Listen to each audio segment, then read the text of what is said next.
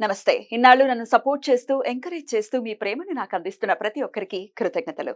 అలాగే ఈ వీడియో కూడా ఖచ్చితంగా మీకు ఉపయోగపడుతుంది. లైక్, షేర్ అండ్ సబ్స్క్రైబ్ చేసి మీ సపోర్ట్‌ని నాకు అందించండి. అలాగే ఈ వీడియో పట్ల మీకున్న అభిప్రాయాన్ని కామెంట్ సెక్షన్‌లో కామెంట్ చేసి తెలియజేయండి.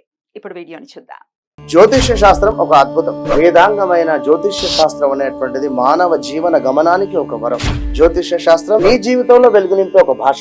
ఆ భాష నీకు అర్థమైతే ప్రకృతి నీతో మాట్లాడుతుంది. అస్ట్రాలజీ నేర్చుకోవాలి అనుకునే వారికి అద్భుత అవకాశం. మురళీధర శర్మ గారి అస్ట్రాలజీ క్లాసెస్ అతి త్వరలో మొదలు కాబోతున్నాయి. 100% జాబ్ గ్యారంటీ. వివరాల కొరకు సంప్రదించండి. నమస్తే, వెల్కమ్ టు అవర్ ఛానల్. నేను పద్మిని. ప్రస్తుతంతో పాటు ప్రముఖ ఆధ్యాత్మికవేత్త, ఆస్ట్రోన్యూమరాలజిస్ట్, వేదిక్ వాస్తు స్పెషలిస్ట్, శ్రీ విద్య మరియు హనుమత్ ఉపాసకులు బ్రహ్మశ్రీ డాక్టర్ సిస్లా జయశంకర్ గారు మనతో పాటు ఉన్నారు. మాట్లాడదాం. సార్ నమస్తే. సార్ ఆయుష్మతి భవ. సార్, శ్రావణ మాసానికి సంబంధించి ద్వాదశ రాశి ఫలాలు మీరు అందిస్తూ ఉంటారు.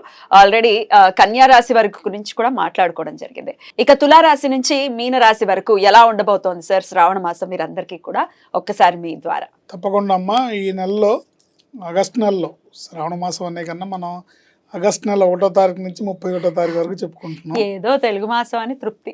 ఈ నెలలో గురువు వృషభంలోను అంటే శుక్రస్థానంలో, రాహు మీనంలోను, కేతు కన్యలోను, శని భగవానుడు కుంభంలోను, రవి కర్కాటకంలో, శుక్రబుధులు సింహంలో, కుజుడు వృషభంలో సంచరిస్తున్నారు.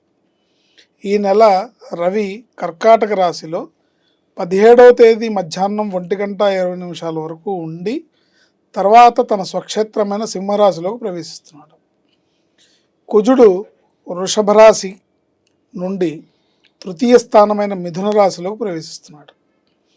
ఆగస్టు 26 వరకు వృషభంలోను తర్వాత మిథునంలోను ఆయన ప్రవేశిస్తాడు. శుక్రుడు ఆగస్టు 24 వరకు సింహంలోను తర్వాత కన్యలోను సంచరిస్తాడు. బుధుడు ఆగస్టు 24 వరకు సింహంలో ఉండి వక్రించి కర్కాటకంలోకి ప్రవేశిస్తున్నాడు. ఇది ఈ నెల, ఈ శ్రావణ మాసపు ఆగస్టు నెల గ్రహస్థితి, గోచారంలో ఉండే గ్రహస్థితి.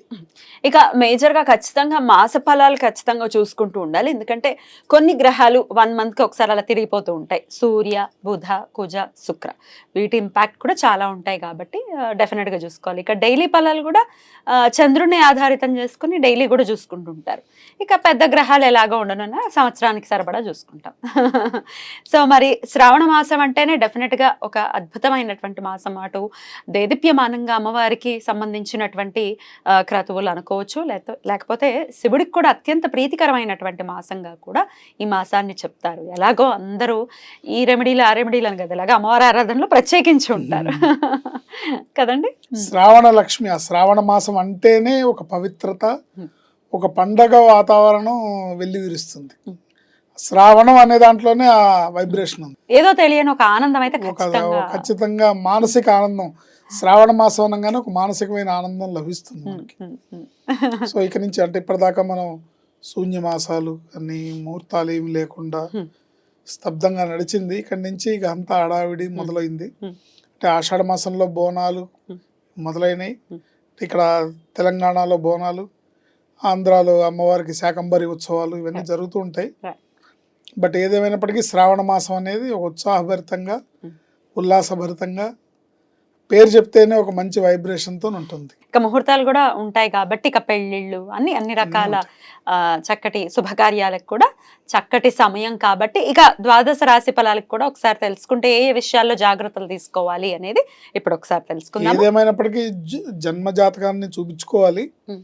బట్ గోచారంలో గ్రహ సంచారం ఎలా ఉంది? మనకి గోచారంలో బాగుంటే గ్రహచారం బాగుండట్లేదు కొంతమందికి, గోచారంలో బాగుండకపోతే గ్రహచారంలో బాగుంటుంది. ఇలాంటప్పుడు ఏమవుతుందంటే జీవితం అంతా కూడా ఒక స్ట్రగుల్స్తోనే సాగుతుంటుంది.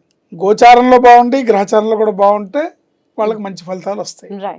మరి ఎవరికి వస్తున్నాయి ఏంటి ఇండికేషన్? ఇది ఎండ్ ఆఫ్ ది డే ఇలా ఈ ఇండికేషన్స్ ఉన్నాయి, జాగ్రత్త వహించండి, ఇది జరగబోతోంది, హ్యాపీగా ఉంది. గోచారంలో ఉన్న గ్రహస్థితిని బట్టి తీసుకోవాల్సిన జాగ్రత్తలు తీసుకుంటే ప్రమాదాల బారిన పడకుండా, ఇబ్బందుల బారిన పడకుండా క్షేమంగా ముందుకు సాగుతాం. ఏదేమైనప్పటికీ జీవితం అంతిమ లక్ష్యం ఏంటంటే ఎన్నిసార్లు దెబ్బలు తిన్నాం అనేది కాదు. ఇక మకర రాశి వారికి ఎలా ఉండబోతోందండి శ్రావణ మాసం? మకర రాశి వాళ్ళు అంటే ఉత్తరాషాఢ 2, 3, 4 పాదాల వాళ్ళు, శ్రవణ నక్షత్రం 1, 2, 3, 4 పాదాల వాళ్ళు, ధనిష్ట 1, 2 పాదాల వాళ్ళు మకర రాశి కింద వస్తారు.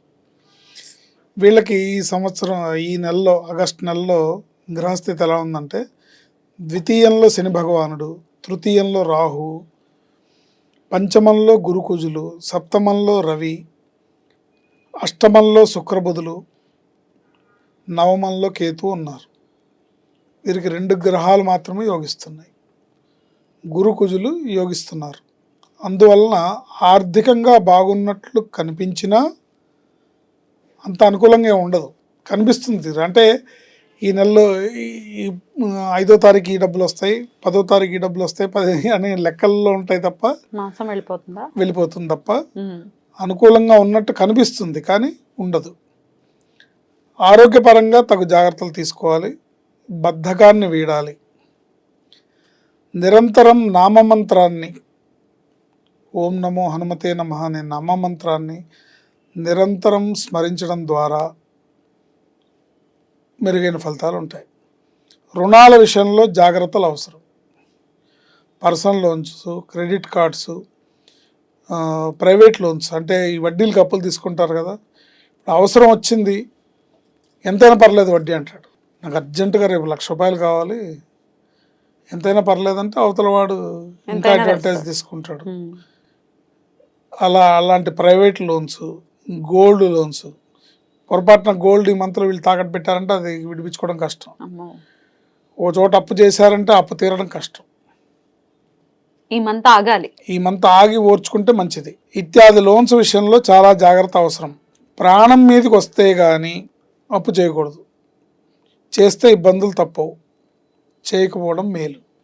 భార్యాభర్తల విషయంలో వచ్చే మనస్పర్ధలు, అపార్థాలు ఓర్పుతో, సహనంతో, అండర్స్టాండింగ్తో అధిగమించాలి. భార్యాభర్తలు ఇద్దరి మధ్యలో వాదులాటలు, కీచులాటలు వచ్చే అవకాశం ఉంటుంది. దాన్ని ఈ పరిస్థితి గ్రహస్థితి రీత్యా జరుగుతోంది అనే ఒక అవేర్నెస్ ఉండాలి. ఇప్పుడు నువ్వు ఇలా చేసావు అని ఒకళ్ళు పాయింట్అవుట్ చేసుకోవడం కాకుండా మన టైం బాగాలేదు, మనం తలొగ్గాలి, మనం కొంచెం తగ్గి ఉండాలి అనే అవేర్నెస్ ఉండాలి. ఉంటే వీళ్ళు అధిగమించాలి, తప్పదు. పరిస్థితి అలా ఉంది. ఓం నమో హనుమతే నమః అనే మంత్రం, హనుమాన్ చాలీసా, శనివారం ఆదివారం ఈ 2 రోజులు కూడా నవగ్రహ ప్రదక్షిణాలు వీళ్ళకి మేలు చేస్తాయి. శనివారం ఆదివారం 2 రోజులు కూడా నవగ్రహ ప్రదక్షిణాలు చేస్తే మంచిది. ఓం నమో హనుమతే నమః అనే మంత్రాన్ని నిరంతరం స్మరించుకోవాలి. హనుమాన్ చాలీసా 3 సార్లకు తగ్గకుండా ప్రతినిత్యం పారాయణ చేసుకుంటే మంచిగా ఉంటుంది. ఇది ఈ రాశి వాళ్ళకి ఈ నెలలో జరిగే ఫలితాలు. ఏలినాటి శనిలో లాస్ట్ సెషన్ లో ఉన్నారు కాబట్టి డెఫినెట్ గా హనుమంతుడి ఆరాధన ఎంత వీలైతే అంత చేసుకుంటే మంచిది అని అంటూనే ఉంటారు. ఎలాగో డెఫినెట్ గా చేసుకుంటూ ఈ శ్రావణ మాసం మకర రాశి వారికి చాలా బాగుండాలని మనస్ఫూర్తిగా కోరుకుంటూ కృతజ్ఞతలు అండి. ఇక నెక్స్ట్ ఎపిసోడ్ లో కుంభరాశి గురించి మాట్లాడుకుందాం. నమస్కారం అండి. ఆయుష్మతి భవ.